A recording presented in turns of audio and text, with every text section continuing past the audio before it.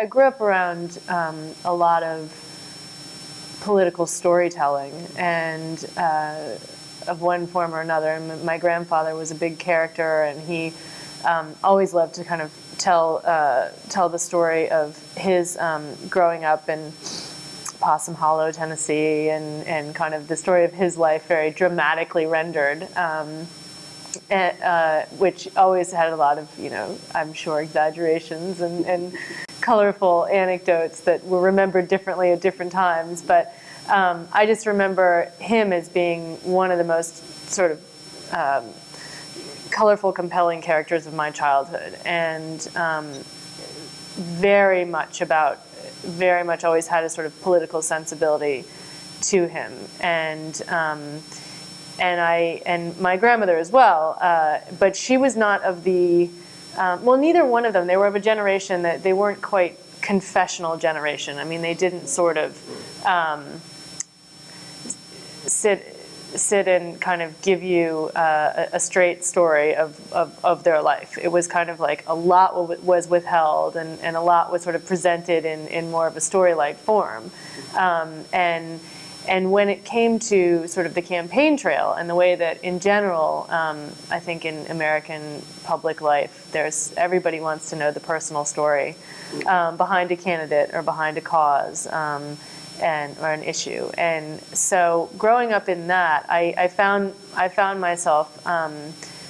always kind of drawn to where it was particularly textured, particularly interesting, unexpected, behind the scenes. And the kinds of things that I like to read, I mean, I was a sort of, student, I guess, in elementary school and high school who was just completely sort of mesmerized by The Jungle, by Upton Sinclair, or Sister Carrie by Theodore Dreiser, and muckraking stuff in a way. But to me, it was gripping, and then on the other side of that, in a more I think mature sense, I really loved Mark Twain so much, and the Americana, and I've always been very curious as to how to kind of get at the enigmas that you always see in American political life, and that's something that I want to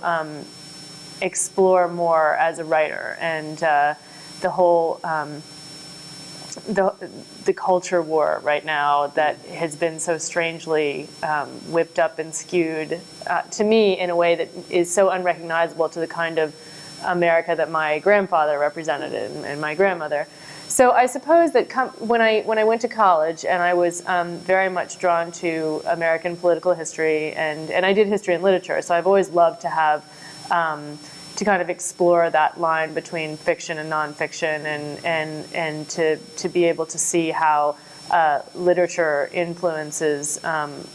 politics and vice versa, and that's an intersection I've always enjoyed. And I think in this book, it's something that I was really happy to be able to do somewhat. I mean, at least in every chapter, I wanted to sort of ground it in whether it was a Mark Twain quote or William Faulkner,